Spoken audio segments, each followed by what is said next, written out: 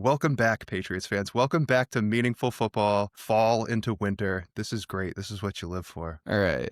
All the other radio shows I've been listening to have been pretty hyped, pretty pumped, talking about Drake May's MVP odds, but that's not what this show's about. No, we were going to pump the brakes a little bit, but hey, listen, we're excited as well. Looking forward to another week, a good football team. We'll see. We don't know from week to week what we get with the Atlanta Falcons, but an intriguing matchup nonetheless. Today we're going to cover the offense, the defensive performance against the Cleveland Browns, and then we'll do a little, maybe look at a few plays, and then we'll finish off with a preview of the Atlanta Falcons. Yeah, and I think we should touch on some of the moves the Patriots made, an extension of Marcus Jones. They had 2 trades of players last night, so we could touch on those too before we wrap. All right.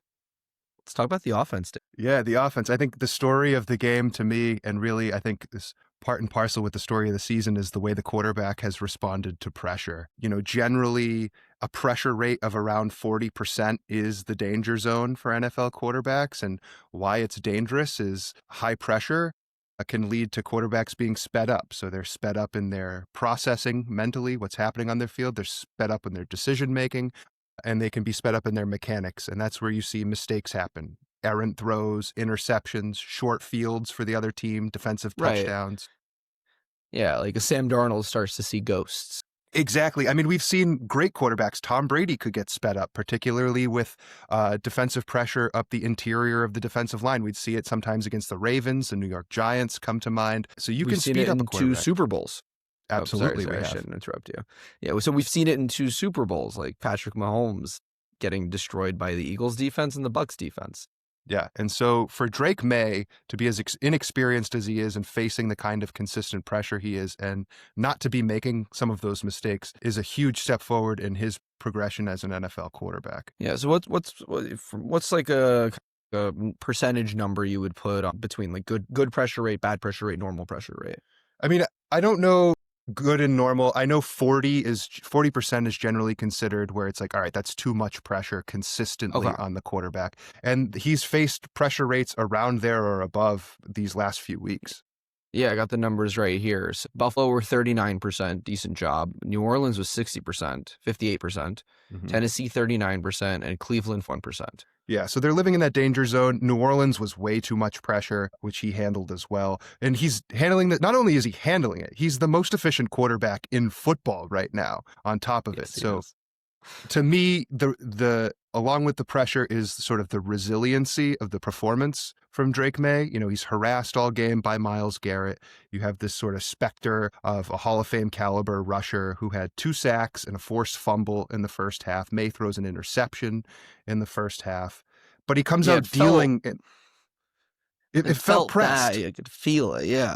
Yeah, they felt pressed. You sort of wonder if the wheels could fall off the wagon at some point, given how the game started. And they came out in the second half and they were dealing. He had a perfect passer rating. He was 8 for 8 with 114 yards and 3 touchdowns to start a game like that and then finish it the way they finished for the most part. Really impressive stuff against a defense of that caliber. Yeah, I mean, they talk about halftime adjustments, right? So even though I've heard those aren't real, I've heard it's like adjustments throughout the game. It's just maybe halftime is like when it coalesces. Yeah. I think that last drive in the first half is really the start of when they turn things around. For them to sort of dramatically get in field goal position late, get some more points on the board, that was huge. And along the lines of the pressure was, I thought Drake May did a good job manipulating the pocket with his mobility in the face of the rush without leaving open receivers downfield. Something we talked about last week, right? Was be more judicious about taking off when you feel the rush. Don't leave meat on the bone and run just for the sake of running. And I think there were plays in this game that exemplified his ability to do that. So instead of a 4 or 5 yard run where he risks taking a hit, he delivers a 44-yard bomb. I mean, he's just so impressive. I mean, like if you look at his rankings for the season, he's number 1 in passer rating, 2nd in yards per attempt, 1st in completion percentage, 1st in CPOE, 3rd in EPA per dropback. He's the 4th most pressured QBs, the 5th most in pressure percentage. You couldn't be any more efficient.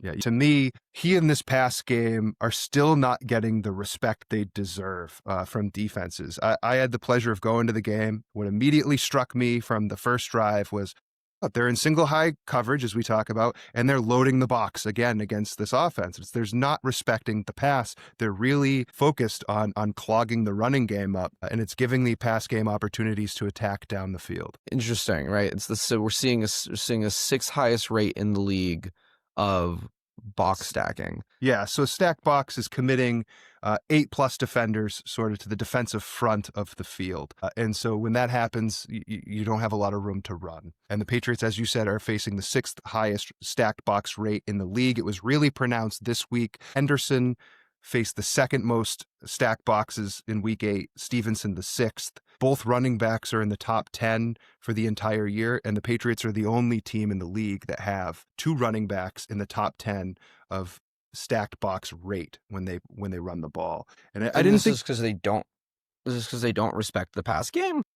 I think they know the Patriots at their heart want to run. They want to be able to run the ball. They want to be able to control the pace of the game.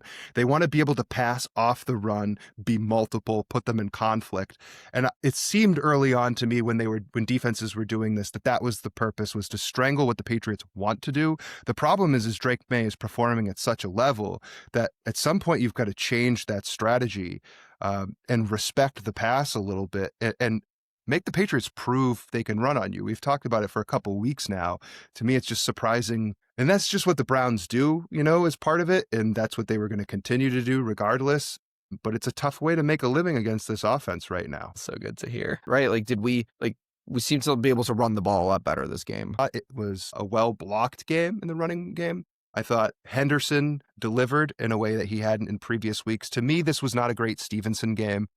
It felt like he was struggling to get going. The efficiency numbers were down from the Tennessee game. But on the flip side, like I said, it felt almost like a mini Henderson breakout at times. Almost. Yeah, almost. Until he fumbled it. The fumble really hurts because you're trying to build momentum. And I think the same thing is true with him as is with Kyle Williams to a much different extent. It's that when you get your opportunities, when you get shots to take, you have to make your shots, to cross sports in an analogy. And at some point, the way you get on the field more is because you hit your shots. You made the best out of the opportunities you were given. And this was a game where, for the most part, Henderson did that. It was a tough way to finish, but generally I thought he took what was given to him and he really did a good job. To me, the big difference on a lot of these runs, and you see them particularly on the Henderson runs, was the second level blocking, which is something we talk about all the time on this podcast. There was one in the first quarter on a 12-yard Henderson run by Wilson. There's another play in the third quarter as a part of that early drive in the second half that set them up for a touchdown. That was a run to the outside, which is I feel like we were trying to run him down a lot of just rushing up the gut, which I don't feel is Henderson's strength. It's certainly not with some of his vision issues to this point, I think, in his career. I think this game gave you a good sense of what they want to do with this running back duo, right? Like a sort of smash and dash or like thunder and lightning approach between Stevenson and Henderson. You can't always have Henderson running outside. You can't become predictable. You still have to have some variation, some conflict for the defense. Every run can't be an outside run. But I think this is the vision of the run game with Henderson involved. Yeah. It felt like it was playing to his strengths in a way that we hadn't really seen this year. Absolutely. And the second level blocking is a thing that has improved over the course of the season. It makes it a lot harder to spring runs like that if your linemen aren't getting to their landmarks that quickly. So it was a great play. That's an example of it. It happened multiple times in this game.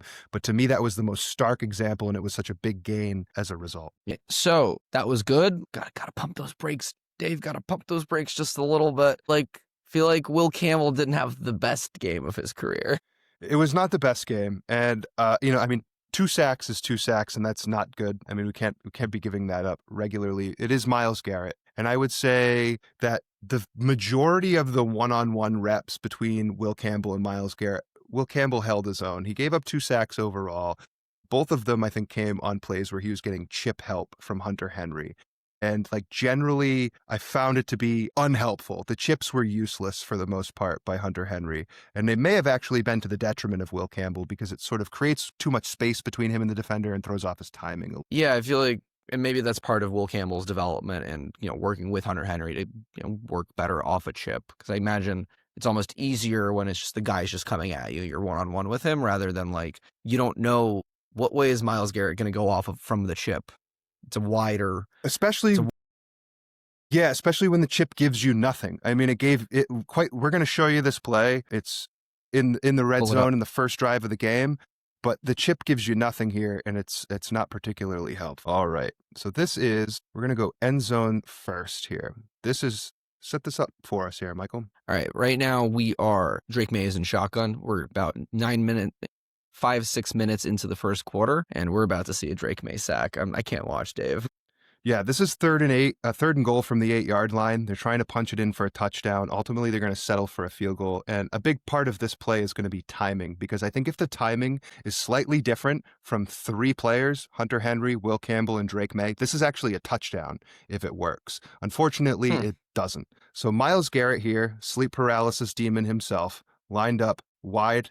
You've got Hunter Henry, the tight end here. He's going to help chip Myles Garrett. The idea being throwing him off of his sort of path as a rusher, disrupting him a little bit, and giving Will Campbell a little help to engage the defender as he leaks out into his route. First, we'll go, I want to go half speed here so we can see how Myles Garrett just dominates both of these guys. So here he's going to use his inside hand here to slap down the inside arm of Hunter Henry. It's going to throw Henry off of his balance, and he's going to swim right over him.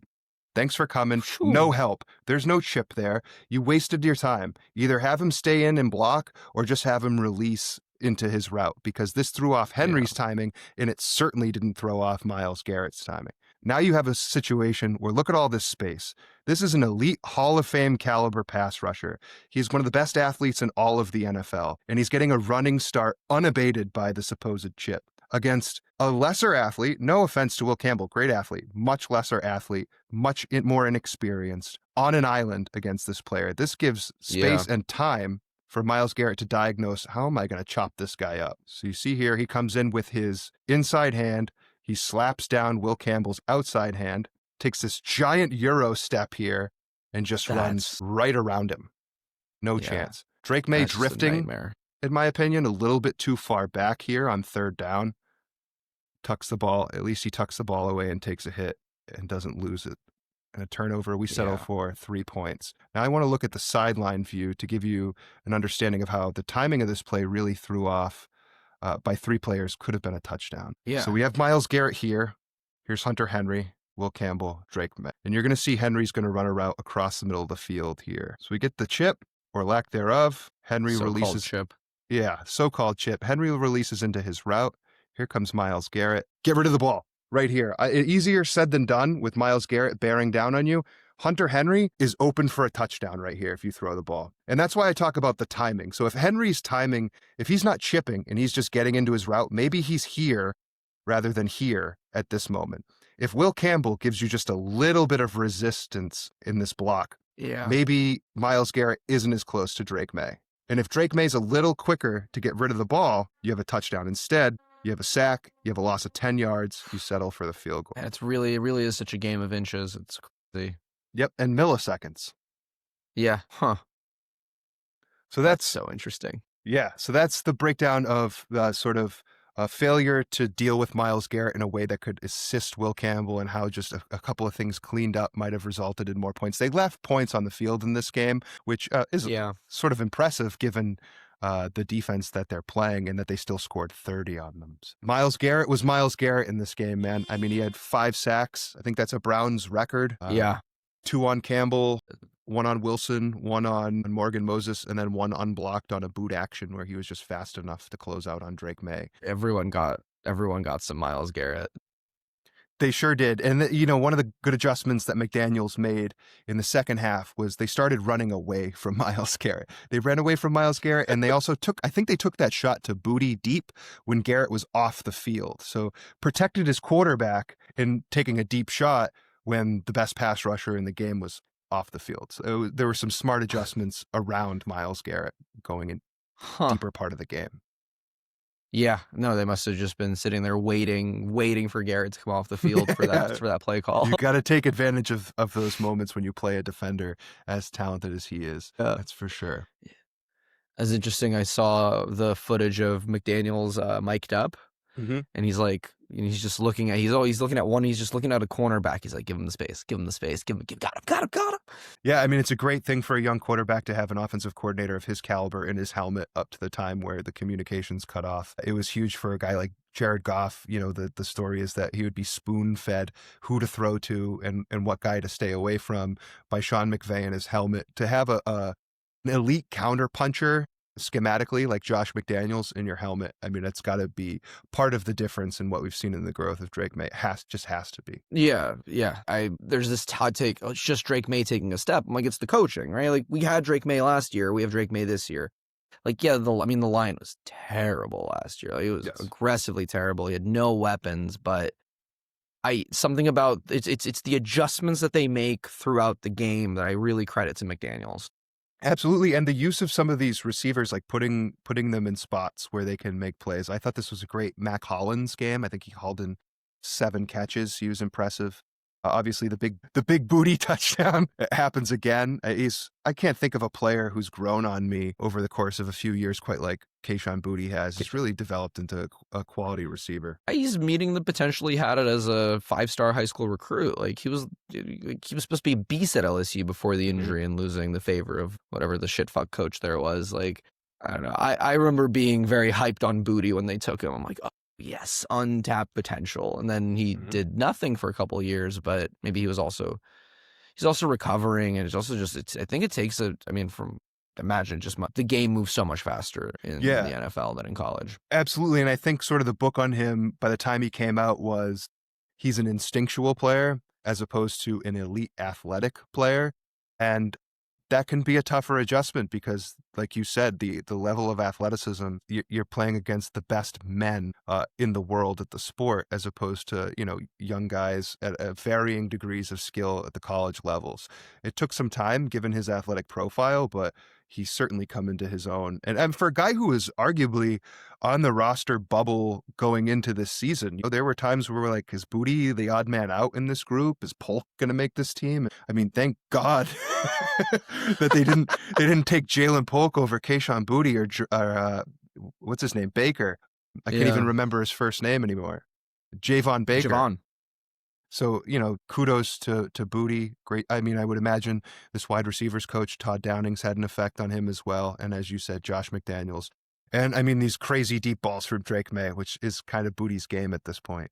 I still think this offense has like another level that it can go to. I think there's more that they can unlock. We talk about complementary football, but I think there's also the concept of being multiple within the passing game, right? Like I can beat you in multiple ways in the passing game, whether it's the deep ball, whether it's the short game, whether it's utilizing the running backs, whether it's the play action. And that's an element I think they could add to this offense is the play action game, especially if we get more of this with the running game, more Henderson, that's going to make defenses fall into a trap of the play action, I think. And they don't run play action at a huge rate compared to everybody else in the league. Yeah, higher than last year, but still lower. And like one of the things I saw in like, something that the play sequence that had the 27-yard Henderson run, you saw them set up, like the touchdown on the later play was set up by the success of the run game.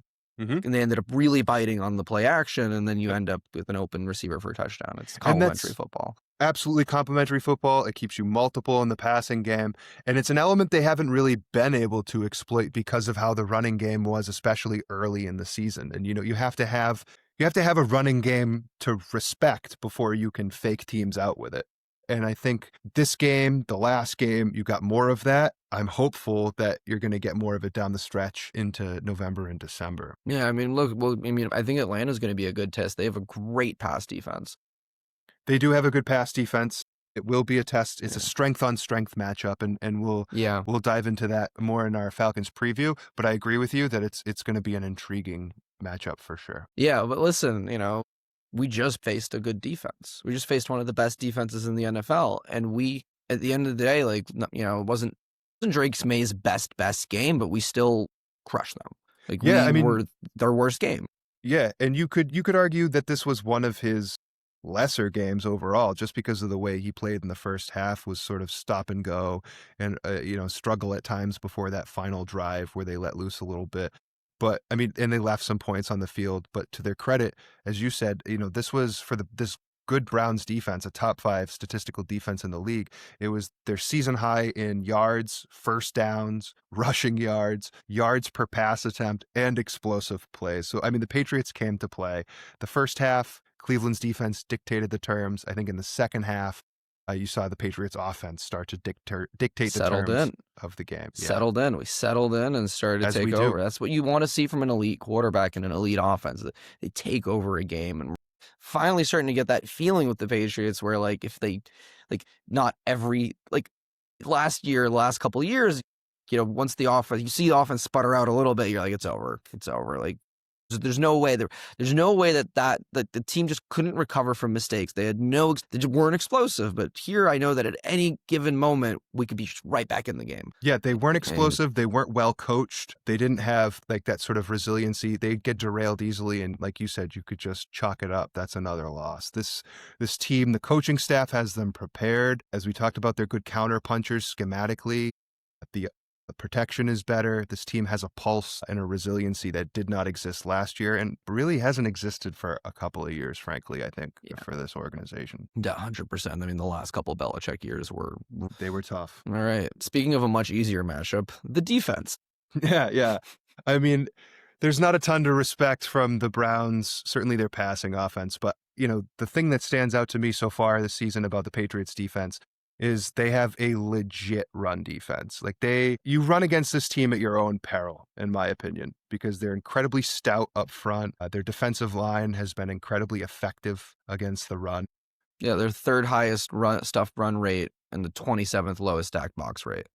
Yeah, so what that tells you is they're able to stop the run without committing a bunch of defenders to doing it. You're not stacking the box with 8 men if you're the Patriots. You're stopping the run with your defensive line, some downhill play at the second level from the linebackers, but you're able to leave your coverage players in coverage and still stop the run without overcommitting. To be top 3 and stuffing the run and bottom 5 and committing to it shows a really efficient, stout operation in that aspect of the game on defense. Yeah, I mean, the additions of Spillane, I think Spillane in particular has been such a difference maker on the second level. Yeah, downhill they tackle, and that's, really in the run game, tackling downhill as opposed to in space with, like a receiver catches the ball and you got to tackle him in space. When they're coming downhill on the run game, Spillane's a great tackler. I think all 3 corners, Jones, Gonzalez, Davis, are willing, hard-nosed tacklers downhill. Jones did have, he had a missed tackle on Malachi Corley on a jet sweep that went for a large gain. That was in space, sort of. He just got faked out. He made the wrong move. But generally, I think they are a good second-level tackling team. And so, like I said, run at your own peril against this defense, which they're going to have to do this week coming up. All right, Dave, pump those brakes. Let's talk about why we still suck against the script. What's going on? Why? How? It happened again. The 2 best drives, I guess, that Cleveland had were their first 2 drives. And we saw 2 blown coverages, both to the benefit of Harold Fannin, the rookie tight end for the Cleveland Browns. At the first play, Marte Mapu is slow to react to his assignment, and Harold Fannin doesn't do a good job of covering him across the field. It's a tough assignment, but he also happens to get picked off by an incoming route from the opposite side of the field. Just creates more separation, and Fannin is essentially uncovered by the time the ball gets to him for a big gain. The second play, which we'll show you, is I don't know if it's a blown coverage or just a great play call. I think there's some debate about this play, but Harold Fannin scores an 18-yard touchdown, receiving touchdown, untouched. So we'll show you this play, give you a sense of the discussion around it. 5:15 left in the first quarter. Okay. Yeah. So here we have, let's take a look at the formation here for the Browns. You have an extra tackle in eligible. I think he's in here because they're going to sell a run fake in this play. You have the tight end to his left, and then you have the wide receiver down here right, and you're in I formation. This right here is Harold Fannin. He's the tight end who's lined up as a fullback in this play, and he's going Clever wrinkle. Yeah, a clever wrinkle of a concept that will break down. He's going to score this touchdown untouched. There's been some discussion about, and we can't know because we're not in the huddle and we don't know what their assignments are, whether this was man coverage or zone. I tend to think this is cover 3 zone blitz. I think Robert Spillane is on a design blitz in this play. I think if you think this is man, first let's watch why there could be some confusion on man. The tight end goes in motion from left to right. In man coverage, as we discussed earlier, you'll often see the coverage player for that guy follow him across the formation. But watch the middle of the field here with the Patriots. There's massive confusion when he goes into motion. Where does Craig Woodson go? Do I stay here? Do I go to the other side? Ultimately, he follows. So some might think that's man coverage. What I think the issue was is it was a communication breakdown because Robert Spillane, rather than in zone kicking over and covering this zone, is on a design blitz. So Craig Woodson doesn't know, do I follow my guy? This isn't man. Do I follow him? Who's covering in that zone with him blitzing? That's my guess. Because if you think this is man coverage, either the Patriots are morons because nobody has Harold Fannin in coverage, in man coverage, or Robert Spillane's a moron and he bit on the run fake so hard that he lost his man in Harold Fannin trying to stuff the run. We'll show you this play a couple times. 1, to show you the concept. 2, to show you why I don't think Spillane blew this. So first, if we assume this is cover 3, they're going to run what's called a flood concept. And a flood concept is a cover 3 beater. Essentially, they know that this defender right here, Carlton Davis, his responsibility in cover 3 is the deep third of the field. So if anything comes down the field, he's going with it, deep third. This safety has the middle deep third, so he's sort of out of the action on this side. This defender now, Craig Woodson, has the flats. So what the design here is this receiver is going to run what's called a clear out route. He's going to take Carlton Davis down the field and take him out of the play. This tight end is going to eventually release into the flats and run a very shallow route. And what's going to happen is Craig Woodson is going to follow him as the flats defender into the short flats.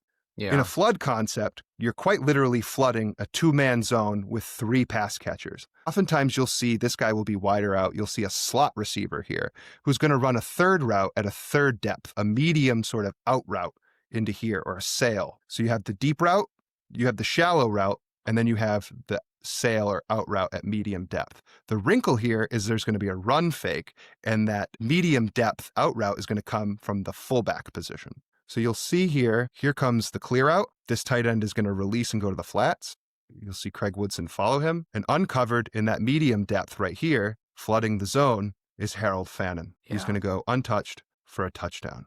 Now let's go back and watch Robert Spillane here and why I don't think this is man coverage, or Robert Spillane's an absolute moron if it is. And I don't think he is. I think he's a good football player.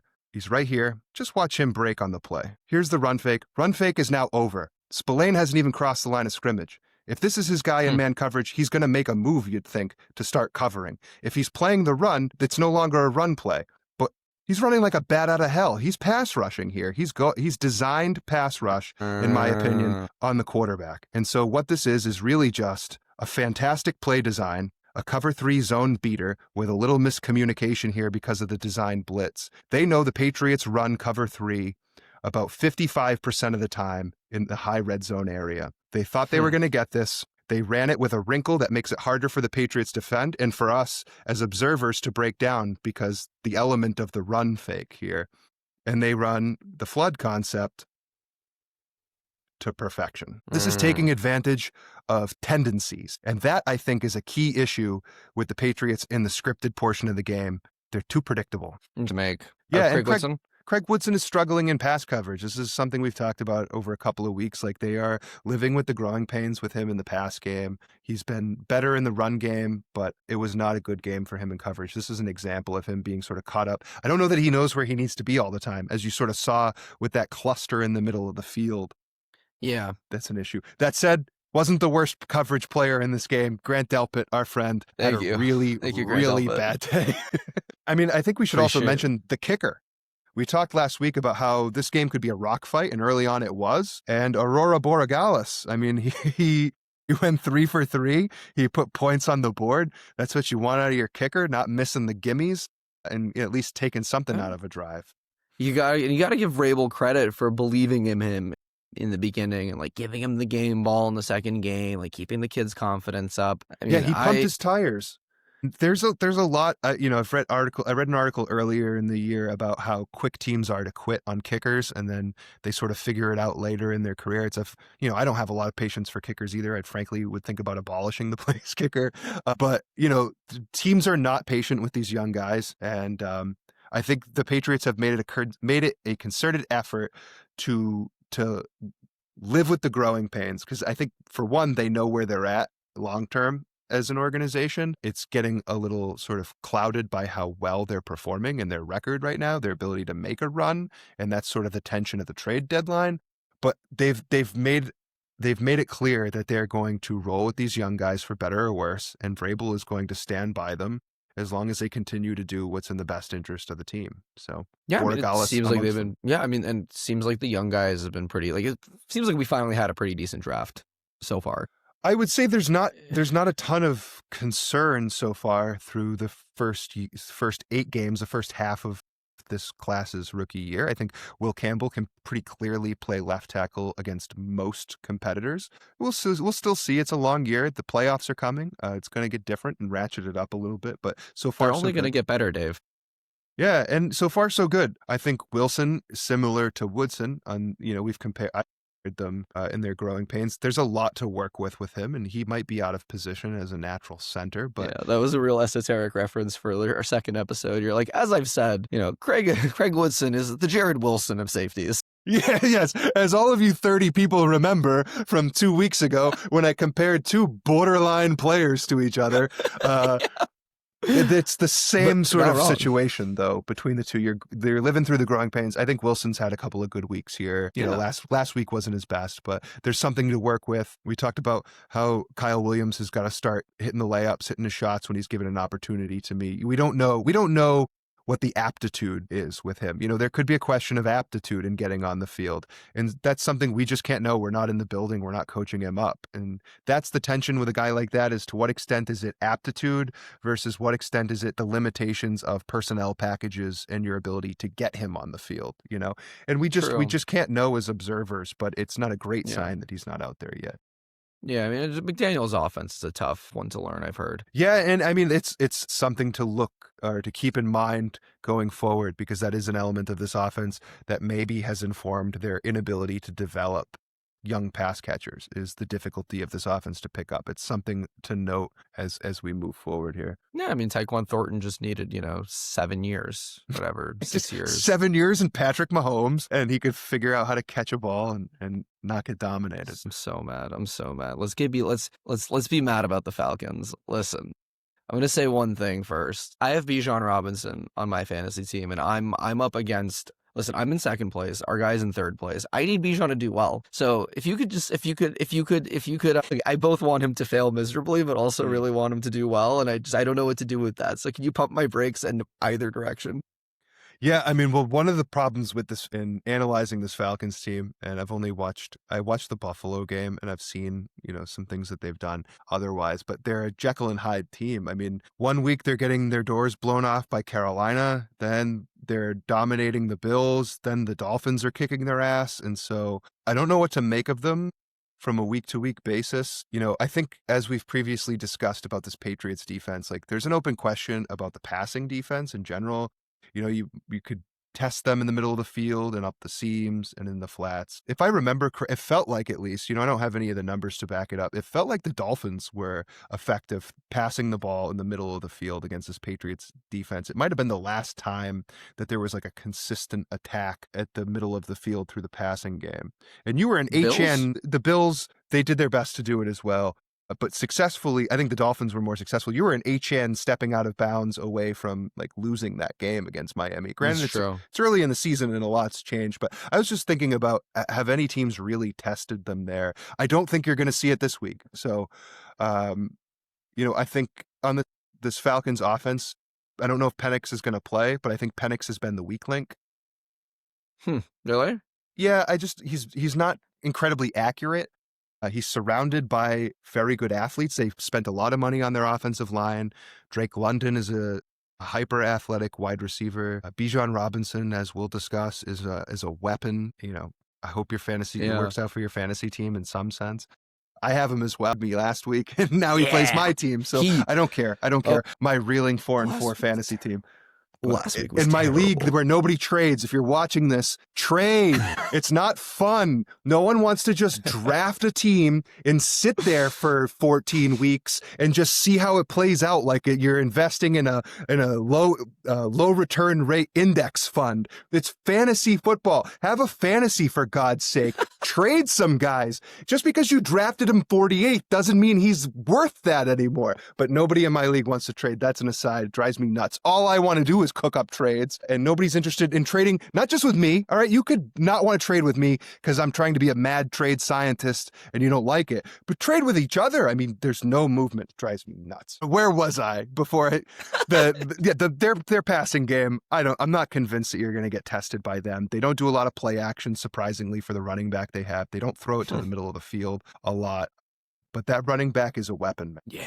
Tell me why I should be scared of Bijan. Well, I think, he is arguably a top 5 offensive player in the game. He's incredibly explosive. He's on pace for over 2,000 yards from scrimmage between passing and catching, or between passing and running game. And I think they could really press the edges here, which is still an element of this run defense that I have a little bit of questions with, just with the way that their edge players are built. So he's as good as he is. He's going to be a test despite how stout this run defense is. I've grown to trust the run defense, man. I'm going to give them the benefit of the doubt in this game. And I think you can bottle up Bijan Robinson. San Francisco did it. He didn't have a very good game against them. Miami did it last week. Granted, they were up big early, and so that helps. But, I think if you can turn this Falcons offense into a one-dimensional passing attack, you're going to win this game. Yeah.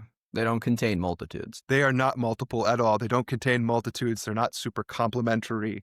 Not like we are, at least. Watch, this will be the game that we fucking lose because I think it's a better matchup for the Patriots. But I mean, listen, we shot on the Jets last week and they won. If you get shit on in this podcast, you're probably going to have a pretty good week. I mean, we glazed Brian Flores. His defense got smoked. We wrote the obituary for the Chargers. They're the ones who smoked him. We shat on the Jets. They had their first win in forever. So, if you're getting shit on in this podcast, Grant Delpit, man, 2 interceptions coming your way this week, big guy. The whole goal of this podcast is to try to shit on the Patriots, and that's probably why they're doing so well. It's just it's an opposite effect. We're pumping the brakes, and they're all gas, no brakes. Must be what it is. Yep. Listen, let's talk about this Falcons defense. They are top 10 against the pass, bottom 10 against the run. They match up pretty well against our strengths and our weaknesses. Yeah, I think, they're good against the deep ball, which presents an interesting challenge for the Patriots. And when thinking about this Falcons defense, how are they going to approach the Patriots? And how do I figure this out relatively quickly? I thought, well, how did they approach Josh Allen, right? We get a lot of comps from Drake May to Josh Allen in play style, big arm quarterbacks, mobile ability. And they blitzed the shit out of Josh Allen. I mean, they're the number 1 blitz rate team in the league. They blitz a ton. They got after Allen. They sacked him 4 times. They mixed some coverages. They got 2 picks out of him. I think you can mix coverages. You can mixing coverages. It makes it tougher on any quarterback. So certainly a younger quarterback as well. Drake had that interception against the Browns where the linebacker Schlesinger sort of dropped back late. I don't know if that was a change in the look or if that was Drake May being overconfident and fitting it in a tight window. I tend to think it's the latter, the way he's playing, as opposed to the former. But the general idea that changing the way the defense looks pre and post snap can screw up any quarterback. So that I would expect to see some of. I don't think you can beat this Patriots team blitzing the hell out of them because Drake May is so effective. Like, he's way more effective this year than Josh Allen against the blitz. And I think that's a difference in how this could play out in terms of their approach against the Patriots offense. Yeah. Look at numbers against the blitz, like some of the next gen stats, just like completion percentage over expected when blitzed. Drake May is number 1 in the NFL. Josh Allen is 21st. So, I mean, that gives you a good sense of your ability to complete passes you should and shouldn't have against pressure. There's a big difference, a big gap in their efficiency in those circumstances. And Drake May is facing quarterback pressure at the 10th highest rate, where Josh Allen's facing it the 26th. So not only is May facing more pressure, but he's doing it more efficiently and effectively than Josh Allen. And so I'm not sure how well that approach is going to work out for Cleveland or for Atlanta. Yeah. So you're saying Drake May is better than Josh Allen? Is that what I'm hearing? Might have heard that. I don't know. Right now against the blitz, he sure is. We'll see. We'll recalibrate after next week and maybe pump the brakes. But many people are saying, best quarterback, great quarterback. Everyone's saying it. I think the way that Listen, what are the keys? Yeah, what are the keys to success for this team? Yeah, I think you got to try to get the run. You got to establish the run. You got to try to get the run game going. They're not particularly effective against it. You want it anyways as an offense. I think you got to get the ball out quickly if they're going to blitz a ton, which they've been able to do. And like we talked about earlier, mixing in that play action, and so they have to stay home a little bit when you start beating them deep off of run fakes. So that's what I would do. I'd try to run. I'd try to get the ball out quickly. Try to mix in some play action. I think the Falcons are they're arguably more talented than you. They certainly have more explosive players on the whole, but I don't think it's like a great matchup for them, man. I think the Patriots can get the run game going. They're not good against the run, and the blitz thing I think works in the Pats' favor. I mean, this is a must-win game. If we're going to continue to, I'm not big on must-win games outside of must-win games, and I don't think this is must. I mean, you can go 5-4 down the stretch and probably make the playoffs. It's not necessarily must-win, but it would be really, really helpful to win this game. Continue to stack wins and build your margin for error down the stretch when things get weird, teams get healthy. So my expectation is that they win this game, but there's the Falcons, if Jekyll as opposed to Hyde shows up, like they're definitely capable of winning this game. So it could go either way. Oh God, I hope. All right, Mr. Jekyll, please show up. Just little prayers. All right, that's enough substance. Let's talk gossip. Marcus Jones, Defensive Player of the Week. I don't know if you heard. Of the month, I think, right? Wasn't it the month? AFC yeah, you're right. Player of the month. Yeah, and rewarded for it. I mean, rewarded for more than just that. But I love the decision to re-sign him. It's something that's sort of, I think, been brought up over the last couple of weeks by different people covering the team. He's going to be a free agent at the end of the year. This was probably about the earliest they would have done it. It's a new coaching staff. You got to see what the player is and what you're working with before you commit long-term to them. But, I mean, Jones has developed into a really good all-around player. He's seemingly a leader, first-year captain. He's really good at man coverage. I mean, he's undersized, but his closeout speed will make up for it a lot of the time. And he's just a playmaker, man. He's got a nose for the ball. We talked about his tackling ability. He seemed like a guy who wasn't very good in coverage. Has that changed this year or since last year? Or was it last year that he started getting better? I always thought of Marcus Jones as like our punt returner. Yeah, I think he's definitely gotten better in coverage, and particularly in man coverage. I mean, his size, I have a friend who would joke, if he's 2 inches taller, he's an all-pro. The height has been at times a negative for him because he's a Lilliputian. He's a smaller defensive player. He's a smaller NFL player. And the coverage, you're right, hasn't always, at least it hasn't felt like it's been at that level, but he's definitely stepped up. This year. Yeah, he's come into his own in the slot. I mean, he is the slot guy, whereas Jonathan Jones was kind of the go-to guy before. And so I don't know if the expanded role has helped him grow as well. It feels like an overall win. We locked up our nickel corner. He's good. He's really solid. He's great. He's Defensive Player of the Month. And now we lock up Gonzalez, get another young guy in there. It feels like we have a solid secondary with I'm really glad that we locked up Marcus Jones. I'm also really glad Marcus Jones isn't our best cornerback. For sure. He fits that nickel corner role a lot better than if we tried to make him a Christian Gonzalez type of guy. Yeah, he wouldn't be able to hang. I don't think he's got the size and the ability to stay attached to opposing offensive players like I thought he would end up being the highest paid slot corner in the NFL. I think currently that's Kyler Gordon with the Bears. He's 3 years, $40 million, 31 guaranteed. We don't know the guarantees on Jones yet, but it's 3 and 36. So that was a surprise to me. I mean, you're usually the next man up gets a bigger number, and he also adds like an all-pro return man element to the game. So I was expecting more like 45 instead of 36. But hey, for the Patriots to lock up a great player like that at the price they got him, no brainer in my opinion. That's just listen, it's he wants to play for a winner, and Drake May is a winner. It's already having the Tom Brady effect.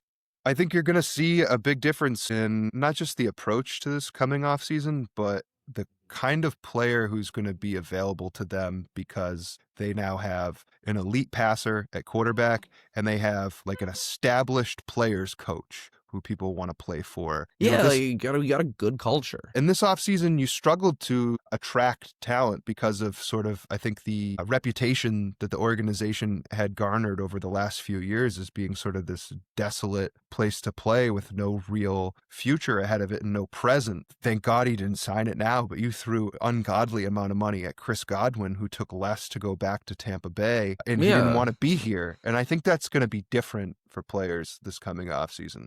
I think, again, like, the vibes are everything in this world, Dave. We're a vibes-based country, we're a vibes-based league, we're a vibe-based football team, and the vibes are good. Yeah, it's a vibe-based society now, and Really, we're living in a really good part is. of it over here in Patriot land for sure. Hell yeah. Feels like, Vrabel's the difference, or Vrabel's guy. What was Vrabel's guy that he brought in? Striker or Cowden, those are the two. I think Ryan Cowden yeah. is more the personnel Ryan. guy who was with the Giants. Our guy Ryan. Yeah, our guy Ryan Cowden. Yeah, and I mean, it's also an element of having a young player worth re-signing, which has been few and far between for this Patriots team the last few years because they just drafted horrendously. I mean, through the last 5 Belichick years and then the putrid offseason after he left where there's like 1.5 players left from that draft. I count Caden Wallace as a half player because he doesn't play. He's just on the roster. But, just an incredibly untalented draft classes. I mean, they're almost all gone. Speaking of guys being gone, goodbye Keion White, goodbye Kyle Duggar. Keion White, I don't know what happened there. Like, he had so much potential. Like, he was a beast. Drafted him in the second round. I think he feels like the exact kind of guy that Belichick falls in love with. Like, these are two Belichick guys, Keion White, Kyle Duggar, that apparently there's rumors that he wanted to take Keion White with the pick instead of Christian Gonzalez. Yeah, and I mean, talked out of it. The getting talked out of it and the Christian Gonzalez element is new. There was reporting at the time that they liked Keion White in the first round, which, he was sort of a consensus second round guy. I remember tweeting at Andrew Callahan that I was afraid the week of the draft, I was afraid they were going to trade down to like 25 and take Keion White at 25 instead of like 40 something. Thank God they picked Christian Gonzalez, who was my favorite player in that draft. I would view these, first of all, these are Belichick players, and they are not necessarily scheme fits, and they're out of here for that reason, not because they're Belichick guys before the Belichick freaks get all upset that it's just a purge of everything Belichick because Kraft can't get over himself. No, like they don't fit in what Mike Vrabel wants to do. Yeah. I would almost describe these as directed releases more so than even trades. You're effectively cutting this guy by you sending him in a 7th for a 6th. You're just directing where he goes, and there's a little extra cap relief component to it, especially on the Duggar trade. To me, the Keion White thing is kind of tough to swallow just because, as you mentioned, younger player, not necessarily in terms of age because he was older coming out, but younger in terms of experience and potential. To me, he started to run the risk of becoming what I call a theory player, which is this player has the physical build that's ideal for what you want. He has like the skill set that's pretty tantalizing if you can put it all together. And so in theory, this is a great player. And then the whistle blows and there's no production. And so that's where the problem to me, first of all, I think there's a miscalibration in the way we're talking as Patriots fans generally about Keion White. This guy had 1 sack his rookie year under Belichick. He had 5 last year under Mayo, 4 of them in the first 2 games. He's 6 sacks going into the season. We're not talking about Richard Seymour here, first of all, folks. Like, this is not like some massive loss. We had high expectations. We've talked about it both weeks of this show, what we thought he was going to be for this team versus what he was. But like at the end of the day, he isn't what they're looking for out of an edge player, and he trended downward. He lost his job midway through the summer to Chasen. He got less and less snaps. He ended up being a healthy scratch last week, which the writing was on the wall at that point. You're gone. You're not long for here. And he's sort of a mercurial kind of guy, And so maybe there's an element of we can't keep this guy around here in the capacity that we want him in because it's just not sustainable personality-wise as well. And to your point, yeah, he's a Belichick scheme guy in that he was sort of versatile. He could fit in theory, a lot of roles, whether that be standing up outside as a sort of outside linebacker, whether that's as a down defensive end, or whether that's inside as sort of an undersized interior pass rusher.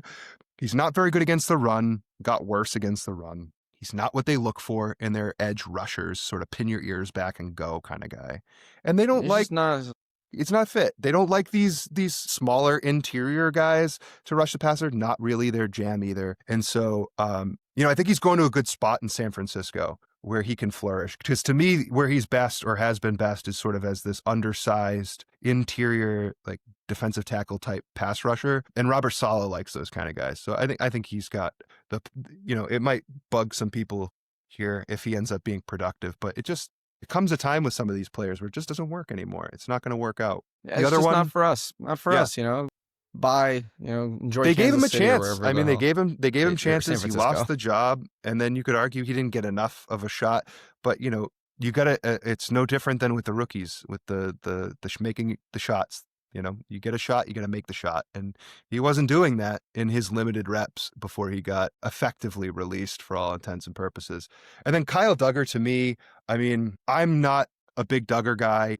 I thought his first couple of years in the league showed he could be like a very particularized weapon. Again, Belichick specific. He was a fun guy for a couple seasons. Super fun defender when he was at his athletic peak, in that like the things he did when he did them well, if they flashed, his ability to get downhill very quickly and make a play, blow up a running play, or like close on a shallow passing play and pick it off or something. He had that element to his game. I think in theory he was going to be like a Patrick Chung, a tight end and running back specialist out of sort of the robber nickel look as a safety, a pseudo linebacker, like a coverage linebacker almost, so to speak. The problem is he's always been limited as a pass player in space, in coverage. He was always struggling, I think, to move laterally. And then he had that injury last year, which just exacerbated the issues he already had athletically. I think he's cashed. I don't think he fits here. And so, see you later. You're clear of his future cap hits, which it was a ridiculous extension. I didn't want them to re-sign him when they did, because you're paying a guy at the top of the safety market who can't cover in deep in space. Like, it's just not worth it to me. And obviously not. I mean, we talked about this specifically last week, how they telegraphed all summer. I think as soon as Vrabel's group came in, his fate was sealed. It was just a matter of finding someone to take them. Yeah, listen, I mean, I'll take the two, I'll take a couple of 6-round picks, could be Tom Brady. Yeah, I mean, it's, why do something for free when you can get paid for it? So why cut him when you can, I guess, move up from a 7th to a 6th? Yeah, but it goes to show you their value across the league. Yeah, no, I mean, listen, it tells you what they think of these guys. I think at the end of the day, what you're going to see is with this, I want to know what's next. I want to know what they're buying with all this space that they're making. Yeah, I mean, it seems like there's a bit of a vacuum on the edge, right? You got two guys, and then it's like Elijah Ponder. There's not much depth there. You feel like it sounds like they're looking for an edge player. You got to hope that they at least add somebody who can get in the mix, that third sort of edge guy I'd really like. Maybe there's a possibility that you see more Jelani Tavai on the edge. I think he's built more like the kind of edge they like than what he's been playing lately in the more of the Belichick defense off ball. I think you could see him on ball a little bit more on the edge. And I kind of worry that like Anthony Jennings might also be next. Well, I mean, it's natural to assume, given the Belichick fit purge, like he also is not their kind of edge player. He is a set the edge sort of run defending defensive end, in that his specialty, his skill set is best when he's sort of squeezing down on the end of the offensive line and maintaining gap integrity, making sure nothing gets beyond him to the outside, as opposed to shooting upfield, rushing the passer, trying to blow stuff up in the backfield. I would argue that that's a skill set you don't really have on this team. And I know it's not one you employ widely for most of the game, but it could come in handy in a pinch situationally against some of these teams that like to... I mean, I think of Baltimore, for example, a team that really threatens with the run and the read option and like the quarterback run, and sort of keeping a player like Lamar Jackson honest and keeping things contained. Even Josh Allen as a bit of a weapon in the running game. The idea that we talk about pressing the edges in the run game, he's a player that would fight back against the idea of pressing the edges. He presses back. And to me also, like, he's not a mercurial kind of dude like Keion White, by all reports. He's pretty professional. He's not athletically cashed like Kyle Duggar. So I don't see the rush in getting rid of him personally, because you need... I think you could use that skill set, and you need the depth, but I fear that he might be next too. So let's get like hypothetical here. Let's put our GM hats on. GM Brayton, GM Dave. What are you looking for? I mean, to me, if I'm putting myself in their spot, what I think they're looking to do, I don't think they part with a pick in the first 2 days of the draft. So first, second, or third round pick,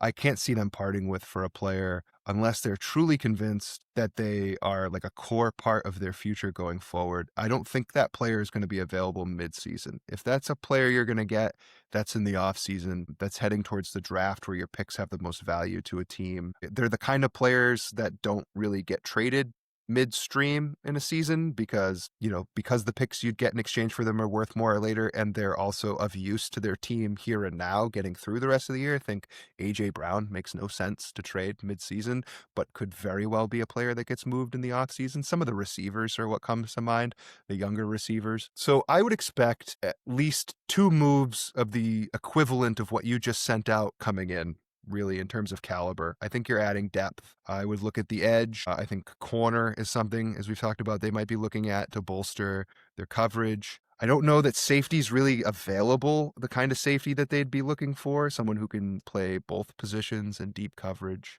I don't know if they're going to find that. Why can't we for like running back as well as a position? Yeah, why can't okay, you know in Madden where you turn the settings off and it just lets you trade like whoever for whoever? Yeah, would be nice. The only team in the league doing that is Woody Johnson's Jets. Yeah, literally. Brick Johnson is on Madden cooking up trades. Yeah, I mean, I don't expect big moves, but I expect some moves because you are in position to strike, and you do have depth issues, so you should add 1 or 2 guys. So fuck the Jets? Yeah, I mean, in the shit of the Jets spot of the week, I mean, I don't even want to be mean to the Jets.